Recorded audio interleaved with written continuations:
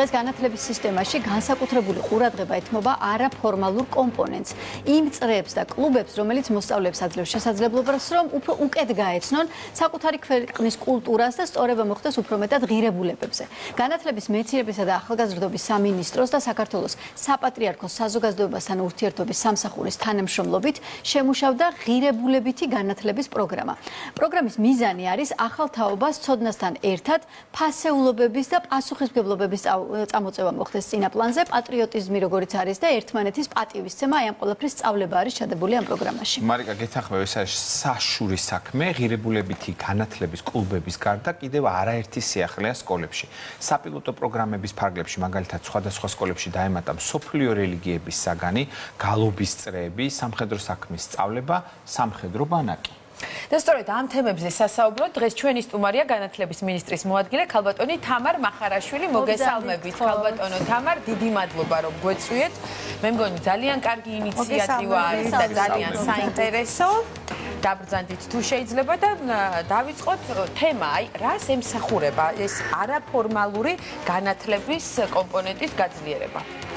თქვენ უკვე გქონდათ ძალიან სწორი და ჯანსაღი რეაქცია, იმიტომ რომ მე ვერ წარმომიდგენია რომ ამ ქვეყანაში ცხოვრობდეს ადამიანი, ქართველი თუ არა ქართველი, ამ ქვეყნის მოქალაქე და არ უხაროდეს და სრულად არ გაიაზროს მნიშვნელობა ამ არაფორმალური განათლების და კონკრეტულად იმ კლუბების, რომელიც ახლა თქვენ ჩამოთვალეთ. ჩვენ რა თქმა უნდა ყოველთვის ახალ სასწავლო წელს ხვდებით ხოლმე სიახლეებით, მაგრამ აი სიახლე არის სრულად განსაკუთრებული, რომელიც თითოეულ მოქალაქე იამაყებს ნამდვილად. რეალურად ჩვენი მთავარი დანიშნულება არის ხარისხიანი განათლების მიწოდება, მაგრამ ხარისხიანი განათლების პარალელურად თუ უფრო აღმატებულად არა, ჩვენ სკოლამ უნდა გავმოუშვათ მოქალაქე სკოლიდან. მოქალაქე, რომელმაც პირველ რიგში იცის საკუთარი ქვეყნის ისტორია, კულტურა, ტრადიცია, ვინ ვართ, საიდან მოვდივართ, ვისი გორისა ვართ, ჩვენი მრავალეთნიკურობა, მრავალკულტურულობა, ეს არის სკოლის პირველადი დანიშნულება და ზოგადი განათლების ეროვნული მიზნები, რომელიც გასულ წელს დავამტკიცეთ, ჩვენ სწორედ ამას ამბობს. სულ გვერდნახევრიანი დოკუმენტია, მაგრამ ამ გვერდნახევარში წერია სახელმწიფო რას უკეთავს სკოლას. როგორი მოქალაქე უნდა გამოვიდეს სკოლიდან, გარდა ხარისხიანი საგნის, კონკრეტული საგნის სწავლებისა, რა არის უპირველესი, იმიტომ რომ ამ საგნებს ყველა ჩვენ სხვადასხვანაირად ვსწავლობთ. ზოგს ჰუმანიტარული მიმართულება მოწონს, ზოგს საბუნებისმეტყველო, მაგრამ მოქალაქე, რომელმაც იცის რომელ ქვეყანაში ცხოვრობს, რა ტრადიცია, ღირებულებები გვაქვს, რა ისტორია გვაქვს და თან როგორი წელგამართულები შეგვიძლია ვიყოთ, როცა ეს ყველაფერი ჩვენ ასე კარგად გვეცოდინება, აი ამას ემსახურება. ფორმალური განათლება მთლიანად რასაკვირველია და ამას პირველ რიგში ჩვენი მასწავლებლები აკეთებენ, ამას ხაზი უნდა გაუსვა, მაგრამ არაფორმალური განათლებით, კლუბებით, საუბრებით, სკოლის მიღმა აქტივობებით, აი ამ მიმართულებების გაძლიერება არის საშვილიშვილო საქმე. ამიტომ ასეთ საქმეზე შეიძლება ითქვას, რომ ერი და ბერი უნდა გაერთიანდესო და ასეც მოხდა ნამდვილად. აი სკოლის მიღმა წრეებია, რომელსაც კიდევ ერთხელ ჩამოვთვლი, მსოფლიო რელიგიების წრე, გალობის წრეები, სამხედრო საქმე, გიორგი მრაც თქვა და ასევე ჯარის ბანაკი. ეს ყველაფერი არის ასე ვთქვათ არჩევითი მოსწავლის მხრიდან და რა ხდება მას ამ წრეზე, ვინ ასწავლის, გადამზადებული პედაგოგები არიან თუ როგორ არის სისტემაში მოქცეული. პირველ დავიწყებ მაინც ღირებულებითი განათლებით. დიახ, ეს რითი ყველაზე მნიშვნელოვანი მაინც ეს არის და სიახლეა. 53 სკოლაში არის უკვე გახსნილი. 53 სკოლაშია გახსნილი და კიდევ 8 ეპარქიაში 100 სასულიერო პირია გადამზადებული, რაზეა საუბარი, კარგად რო აუხსნათ ჩვენს მსმენელებს. საპატრიარქოს და განათლების სამინისტროს თანამშრომლობით, ამისთვის ჩვენ დიდი ხანი ვემზადებოდით, ღირებულებითი განათლების კლუბები ჩამოყალიბდა სკოლებში და თქვენ არიცით, როგორი შიმშილი ქონიათ ჩვენ შვილებს, მე-7-დან მე-10 კლასის ჩათვლით ბავშვები ისეთი მოთხოვნა სასულიერო პირები გადამზადებული, რა თქმა უნდა, მასწავლებლის სახლის მიერ, იმიტომ რომ იქ პედაგოგიკის ცოდნა მიდგომა, როდესაც ბავშვთან ურთიერთობა ეს აუცილებელია, პირდაპირ იწყებენ საუბარს არა ბიბლიაზე, არამედ იწყებენ ყოფით თემებზე. ესაუბრებიან ისეთი ასაკის ბავშვებს ნებისმიერ თემას: მეგობრობა, სიკეთე, პატივისცემა, ოჯახი, სამშობლო, ეროვნულობა და ასე შემდეგ. აი ამ ბავშვებთან საუბრებიდან გადავდივარ სწორედ გადადიან იმ მთავარ ღირებულებებზე და იმ ყველაფერზე, რაზეც ჩვენი ქვეყანა დგას. გარდა ამისა, პარალელურად ტარდება თეატრების სპექტაკლები. და უნდა ნახოთ ეს რა სპექტაკლები: ილია ვაჟა, აკაკი, თემატური სპექტაკლები. ექვთიმე თაყაიშვილი, მარო მაყაშვილი და რა ასაკის ბავშვები ესწრებიან და როგორი სიხარული ჩვენ გქონდა განსა ძალიან სერიოზულად ვემზადებოდით ამისთვის რომ ძალიან საინტერესო უნდა იყო ამ დროს როდესაც ესეთი თემები მიგაგ საინტერესო უნდა იყო და მისაღები ამ ასაკის ბავშვებისთვის ამიტომ ძალიან დიდი მომზადება გაიარეს ჩვენმა მამაოებმა იმისათვის რომ რეალურად ასე დიდ საქმეს შევჭიდებოდით ინტერესი კი ჩვენი შვილებისგან ყოფილა მხოლოდ ინტერესი აი ეს გიორგი საინტერესებდა ძალიან თემა უფრო გავშალოთ ნახეთ მართლა საშვილიშვილო საქმე გაკეთდა ყოველგვარი ისე ქათინაურის და გადაჭარბების გარეშე, იმიტომ რომ ჩვენ ვნახეთ რამდენიმე 10 წლეული რაღაც ეს ღირებულებითი ორიენტირები დაიკარგა საერთოდ და ბავშვები იზრდებოდნენ რაღაცა კოსმოპოლიტური ღირებულებებით. კოსმოპოლიტიზმში ცუდი არაფერი არ არის თუ ეროვნული ორიენტირები არ დაიკარგება. თქვენ თქვით რომ ბავშვების რეაქცია ძალიან დიდია, მოდით ეს თემა გავშალოთ. ანუ როგორ შეუძლია ბავშვს ჩაერთოს ამ საქმეში, იმიტომ რომ მე დარწმუნებული ვარ ძალიან ბევრი მშობლისათვის ეს არის ძალიან მნიშვნელოვანი, რომ მისმა შვილმა არ დაკარგოს ეროვნულობა. როგორ ხდება აქცენტირება ამ ეროვნულ ორიენტირებზე და როგორ შეუძლია ბავშვს მოვიდეს აი ამ ღირებულებებით? ჯერ 53 სკოლაა ჩართული. რა თქმა უნდა, ჩვენი მიზანია, რადგან ასე დიდ და მნიშვნელოვან ყველა საშურ საქმეზე ვსაუბრობთ, აქ ყველა სკოლა უნდა იყოს, რა თქმა უნდა, ჩართული საბოლოო ჯამში. თუმცა გვესმის რა ის პასუხისგებლობა, რომ მომზადება ჭირდება ამ ყველაფერს და შესაბამის სასულიერო პირი, შესაბამის ცოდნებით უნდა იყოს შეიარაღებული და მეთოდიკით და პედაგოგიკით, რომ შევიდეს და სწორად ესაუბროს და დაიწყოს ბავშვთან კომუნიკაცია ისე, რომ იმ თავარ თემებზე წამოიყვანოს და მისი თანამოაზრე გახადოს, რა თქმა უნდა. ამიტომ ჯერ 53 სკოლა და პლუს 100 სკოლა გვემატება ეს როგორ ხდება კონკრეტულ სკოლაში. 53-ში შეივსო ჯგუფები. შეივსო კი არა და ანუ გადაჭარბებულად ისეთი სურვილი და ესეთი შიმშილა რომ ვერ აგიხსენ. მეგობრობაზე იწყება. მოდით ვისაუბროთ იწყება. სხვადასხვა თემაზე. ვის რა აწუხებს, ვის რა თემა უნდა გაშალოს. ანუ რეალურად სათითაოდ მიდიან თითოეულ ბავშვთან. ყველა თემატიკიდან მერე უკვე ხდება აწყობა საუბრის, რა თქმა უნდა, პროგრამა ღირებულებითი განათლების. ეს გამორიცხავს კრიმინალს, ეს გამორიცხავს ძველბიჭობას, ეს გამორიცხავს კუდობას, ყაჩაღობას, ერთგულება, გუნდურობა და ისტორიები. აი როგორ ხდებოდა, ადრე როგორ იყო. კონკრეტული მაგალითები. ბიბლიიდან დაწყებული, ჩვენი ისტორიით გაგრძელებული. ამიტომ როგორ ყველაზე ისეთი ბავშვებიც კითხოთ, რო ვეძახით ხოლმე ცოტა ცელქია, ხო?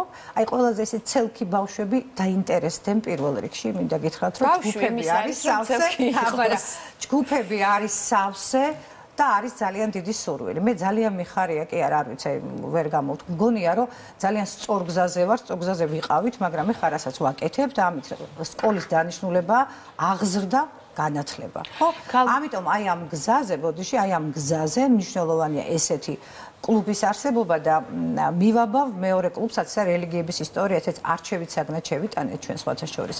და ის აქაც 70 სკოლაში ვართ. შესაბამისი კადრი უნდა გვყავდეს, შესაბამისად მომზადებული ადამიანები უნდა შევიყვანოთ და ამიტომ რა თქმა უნდა ჩაგიკითხებით. მე ძალიან მომეწონა რელიგიების ისტორია, რატომ? იმიტომ რომ ჩვენ მრავალეთნიკური ერი ვართ და ეს ძალიან კარგია, იმიტომ რომ როგორც მივხვდი ტრადიციული რელიგიების შესწავლა შეიძლება აქ აი ეს მინდოდა და რელიგიების ისტორია, აქ საუბარია ტრადიციულ რელიგიებზე, აქაც არჩევითი კურსით ვარ შესული და შესაბამის მასწავლებლების გადამზადება მიდის, აქ სასულიერო პირები არ არიან ჩართულები, აქ შესაბამისი მასწავლებლები, ისტორიის იქნება თუ მოქალაქეობის. 70-ზე მეტმა სკოლამ აირჩია მსოფლიო რელიგიების ისტორია მონაცემებში და აირჩევს შესაბამისი კადრი რო იყოს, ამიტომ ჩვენ ძალიან აქტიურად ახლა მიმდინარეობს მასწავლებლის გაფართოებაზე მინდა გითხოთ, რეგიონებისკენაც ხომ არ არის ეროვნული ცენტრის მიერ გადამზადება კადრების, რომ მე არეალი გავაფართოვოთ. სხვა შორის ღირებულებითი განათლების კლუბი დავიწყეთ თბილისში.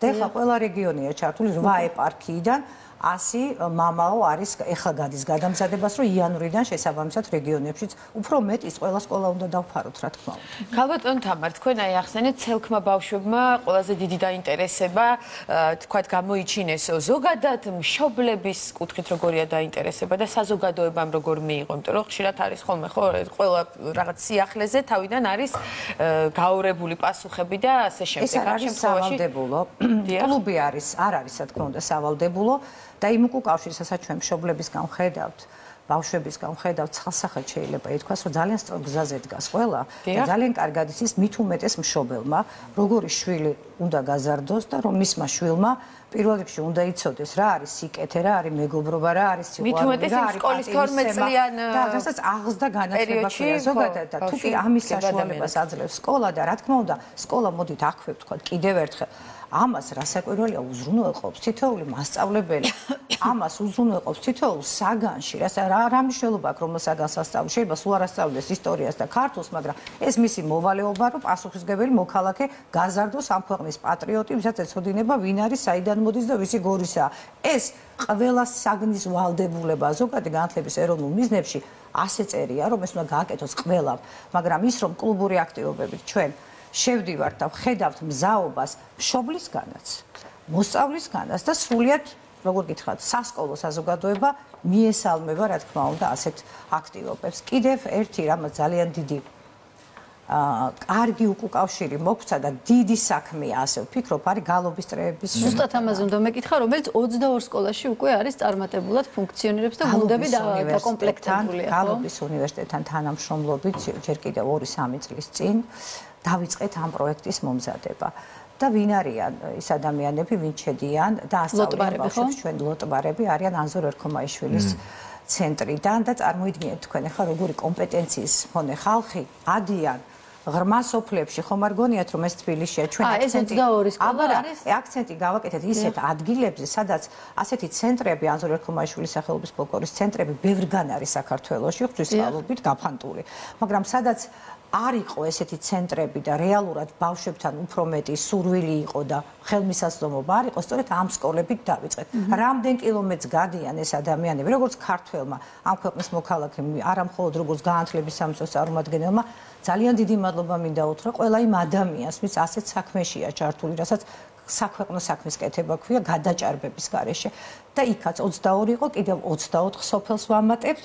და ბავშვების მიმღებლობაც იქ არის იქაც არის გუნდებზე მოთხოვნილება თვითონ ბავშვებს ყველაფერზე რაც ქართულია, რაც ნაღდია, რაც ჩვენია, რაც ჩვენი ფესვებია, ყოველთვის არის მოთხოვნილება. თავად სწორად მიაწოდოთ. რადგან ჩვენი ფესვები ახსენეთ, ეხა ჩვენ და სამხედრო საქმე წარმოუდგენელია, ხო? ქართველი მებრძოლიერი, რომელიც აი რამდენი ათასი. აქვე დავამატებ, აი მე და მარიკა პირველ სკოლაში ვსწავლობდით ორივე და მე როდესაც ვიყავი პატარა, ბატონო? მე მხოლოდ მშობელი ხარ ბოდიში ჩვენ გქონდა ნუ ეს ძალიან ადრე მართალია რაღაც ესეთი სამხედრო სწავლების კლასივით და იყო ძალიან საინტერესო ბორჯომის პირველი საშუალო მაგ დამთავრებული ჩვენც გქონდა და შემდეგ შეწყდა და თვითონ ბავშვებს იმდენად მოგწოდა და გვიხარო და იქ რაღაცა ესეთი ასე ვთქვათ სპეციფიკური გაკვეთილები შრომის გაკვეთილი აი სამხედრო გაკვეთილი ძალიან მომეწონა ეს ინიციატივა რომ დააბრუნეთ აი სამხედრო საქმე როგორიც თქვენ მეხსიერებაშია და ჩემს მეხსიერებაშია წარმოიდგინეთ, ეხლა უკვე ასეთი ფორმით არის წარმოდგენილი თადარიგის ოფიცრები და მოქმედი სამხედროები ატარები. ეს აბსოლუტურად სხვა ხიბლია. ამას ეს უკვე თავდაცვის სამინისტროსთან ძალიან მჭიდრო თანამშრომლობით 3 წლის წინ დავიწყეთ ჩვენ ეს პროექტი და 135 სკოლა ამ პროცესში ჩართული თადარიგის ოფიცრები და უყვებენ არა მხოლოდ სამოქალაქო თავდაცვაზე, სამხედრო საქმეზე, არამედ ჩვენი გმირების ისტორიას და აქაც მეც რომ არ გითხრათ თქვენ უკვე ხვდებით როგორი მიმღებლობაა, როგორი სურვილია და თავდაცვის სამინისტროსთან ერთად მუშაობთ რომ არეალი სკოლებისა, ჩართული სკოლებისა რა თქმა უნდა გავაფართოვოთ და აღარაფერს ვამბობ ჯარის ბანაკზე.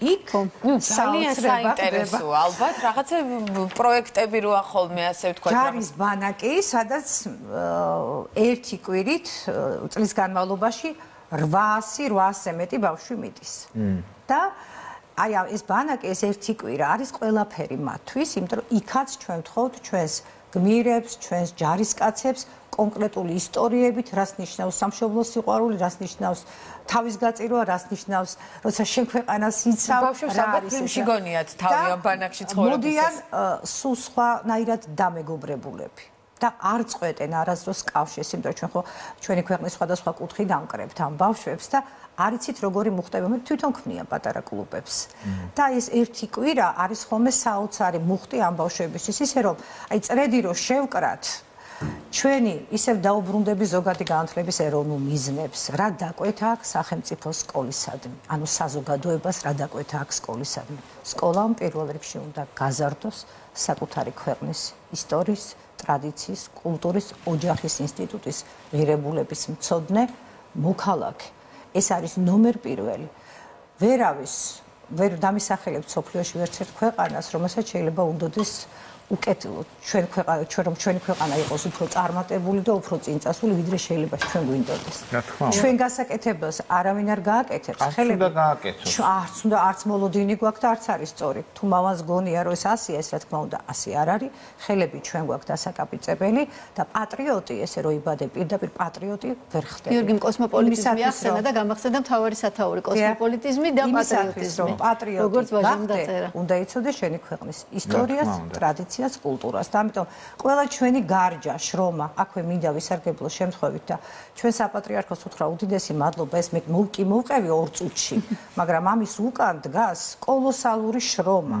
თქვენ არ იცით სპექტაკლებიდან და ექსკურსიებით გაგრძელებული, ანუ აი ამ ღირებულებით განათლების კლუბს აქვს თავის გაგრძელება, ეს არის შესაბამისი სპექტაკლები, რაც უკვე გითხარით და პლუს ექსკურსიები და რა თქმა უნდა არის ძალიან საინტერესო ჩვენი ბავშვებისთვის და ყველა ადამიანს, რა თქმა უნდა ჩვენ საპატრიარქოს, ჩვენ თავდაცვის სამინისტროს და ყველა ადამიანს, ვინც ეხიდება ყველაზე მთავარ მიზანს, რომ ჩვენი სკოლის დამთავრების შემდეგ სკოლიდან გამოვიდეს მოქალაქე, პასუხისგებლობით სავსე მოქალაქე, რომელმაც ზუსტად იცის ვინ არის, საიდან მოდის და ვისი გორისაა. ერთ შეკითხვას დავსვავ, სანამ დავასრულებთ. სკოლების დამატება იგეგმება, როგორც მივხვდით და თემატიკა რჩება და უბრალოდ სკოლები გამრავლდება თუ შეიძლება თემატიკებიც დაემატოს აი ამ ღირებულებითი განათლების საერთო ხედვაში? აუცილებლად დაემატება. იმიტომ რომ ჩვენ ხო ვთქვით, რომ წარმოვიდგინეთ დაახლოებით ეს რა პროცესია. ღირებულებით განათლებას აქვს თავისი პროექტი, მაგრამ ვინაიდან ეს არის ორიენტირებული თითოეულ ბავშვამდე მივიდეს და იქიდან თემები წამოიღოს, ინტერესის სფერო რაც იქნება, რა თქმა უნდა დაემატება და ამისთვის მზად ავართ ჩვენ განათლების სამინისტროს, ჩვენი საპატრიარქოს ერთობლივი პროგრამაა ჩვენი, რომელიც ჩვენი პატრიარქის ილია მეორის კურთხევით მიდის, რასაკვირველია და შესაბამისად ღიაობა და მზაობა ჩვენ ხო ორიენტირებული ვართ ჩვენ შვილებზე. ჩვენ შვილებს რაც უნდათ, როგორც უნდათ, რა ფორმითაც დაჭირდებათ მათ, რომ ეს მნიშვნელოვანი თემები მივაწოდოთ, რა თქმა უნდა ჩვენ მოქნილები. ეს კიდევ უფრო ბავშვებისთვის აი სკოლაში წასვლა, ზოგ ბავშვს ხო ეზარება ახლა სკოლაში წასვლა, მოდი შევთანხმდეთ ამაზე, მაგრამ იქ რო ელოდება რაღაც ისეთი ასათან თვითონ ერთობა და აქტიურად არის, როგორც თამაში ისე ჩაბმული, ალბათ უფრო მეტ მოტივაციას მისცემს და უფრო მეტ ხალის სკოლაში სასიარულოდ. მე უნდა დავამატო ერთი რამ, აი ყველაზე მეტად რაც მომეწონა როგორც მოქალაქეს, რომ როგორც იქნა ჩვენ დაუბრუნდით თავარ ღირებულებას, რომ სკოლაში რა თქმა უნდა განათლება აუცილებელია, თუმცა უპირველეს ყოვლისა უნდა გაიზარდოს პატრიოტი ამ ქვეყნისა და არ უნდა დაიკარგოს იმ მოზღვავებულ ოკეანეში, რომელშიც ჩვენი ქვეყანა ჯერჯერობით ძალიან ღირსეულად მიცურავს და მომავალმა თაობებმა ეს უნდა გააგრძელონ, ეს უნდა გადაიბარონ.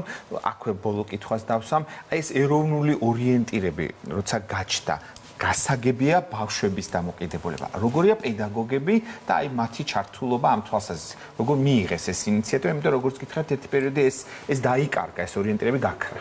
აქაც გამოვიყენებდი სიტყვას შიმშილს, იმიტომ რომ პედაგოგებსაც ზუსტად ასეთივე მიმღებლობა ჰქონდათ ძალიან აქტიური და რეალურად გეუბნებოდნენ, დიახ, საკლასო ოთახებში ჩვენ ამას ისედაც ვაკეთებდით და ყოველთვის გავაკეთებთ, იმიტომ რომ პედაგოგი არის ჩვენი ძირითადი იარაღი, რაც არ უნდა ჩვენ სტანდარტები ვწეროთ განათლების სამინისტროში, არაჩვეულებრივი და თუნდაც დოკუმენტები შევქმნათ, თუ კი პედაგოგმა სწორად არ მიიტანა საკლასო ოთახში სათქმელი და ის დამოკიდებულება, რომელიც რეალურად რაც შეუძლია პედაგოგს, სხვას არავის არ შეუძლია. მოგეხსენებათ, რამხელა გავლენა აქვს პედაგოგს, ამიტომ მიმღებლობაც ჩვენის გემისა და აქვე დავამთავრებ ზოგადი განათლების ეროვნულ მიზნებს, როდესაც წერდით, რა თქმა უნდა, სასკოლო საზოგადოებას დაუგზავნეთ თუ რა უნდა ყოფილიყო ეს ძირითადი ფრაზები, ძირითადი პოსტულატები, რომელთაც ზოგადი განათლების ეროვნული მიზნები უნდა ყოფილიყო წარმოდგენილი და სრულიად სასკოლო საზოგადოებისგან მივიღეთ ძალიან ბევრი მასალა, მაგრამ ჩავატიეთ გვერდნახევარში. და აქ ძირითადად იყვნენ მასწავლებლები. ამ გვერდნახევარშია პატრიოტიზმი, ეროვნულობა, საკუთარი კულტურის და საკუთარი ისტორიის მცოდნე მოქალაქის გაზრდა. ეს ძირითადად გვიკარნახეს ზუსტად ჩვენმა პედაგოგებმა. უღრმესი მადლობა, ჩვენი სტუმარი გახდათ განათლების მინისტრის მოადგილე ქალბატონი თამარ მახარაშვილი. მადლობა სტუმრობისთვის, ჩვენ აქ უნდა შევისვენოთ და